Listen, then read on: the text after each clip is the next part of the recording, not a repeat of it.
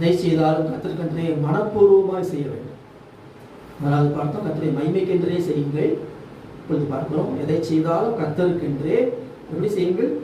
மனப்பூர்வமாய் செய்யுங்கள். கொலோசியர் 3ஆம் அதிகாரம் 23ஆம் வசனம் 24ஆம் வசனம்.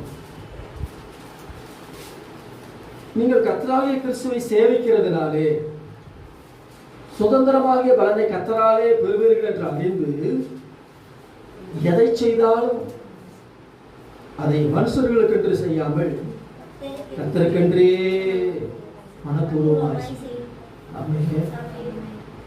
எதை செய்தால் அது ஊழியமாகட்டும் அல்லது உலக வேலையாகட்டும், எதை செய்தாலும் மனுஷருக்கென்று செய்யக்கூடாது, கர்த்தருக்கென்றே எப்படி செய்யுங்கள்? மனப்பூர்வம். Whatever you do it heartily as to the Lord. நான் கர்த்தருக்காக செய்கிறேன். என்ன வேலை செஞ்சாலும் சரி, நான் யாருக்காக செய்கிறேன்? கர்த்தருக்காக. இப்போ கர்த்தருக்காக செய்கிறேன் என்று சொன்னால் அதை எப்படி செய்யணும்? மனப்பூர்வமாக, அதாவது இதயபூர்வமாக செய்யணும். இதயபூர்வமாக செய்யணும். ஏதோ ஒரு கடமைக்காக, ஏதோ ஒரு கட்டாயத்திற்காக, ஏதோ ஒரு வேண்டா வெறுப்புக்காக இல்லை. ஆமென். எல்லாவற்றையும் எப்படி செய்யணும்?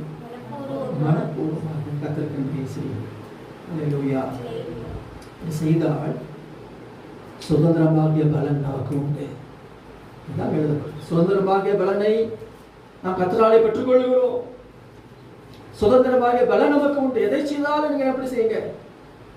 மனப்பூர்வமாய் செய்யுங்க. கர்த்தருக்கென்று செய்யுங்க. மனுஷருக்கென்று செய்யவே வேண்டாம். ஸ்தோத்திரம். கண்பானவர்களே, கர்த்தருக்கென்றே நல்மனதோடு ஊழியம் செய்யுங்கள்.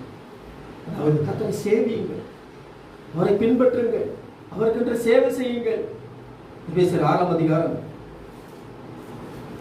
7-8 வசனங்களில் வாசிக்கும் பொழுது, எபேசியர் 6ஆம் அதிகாரம் 7வது வசனம் 8வது வசனத்தில் வாசிக்கிறேன்.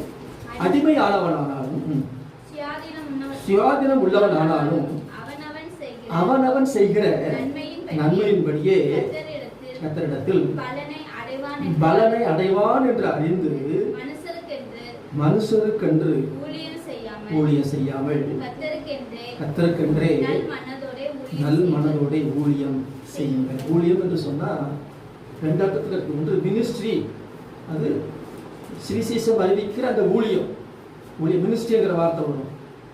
இங்கே பார்த்தீங்கன்னா சேவை, அதாவது கர்த்தரை பின்பற்றுகிறது, கர்த்தரை சேவிக்கிறது, அதான் எழுதப்பட்டிருக்கிறது.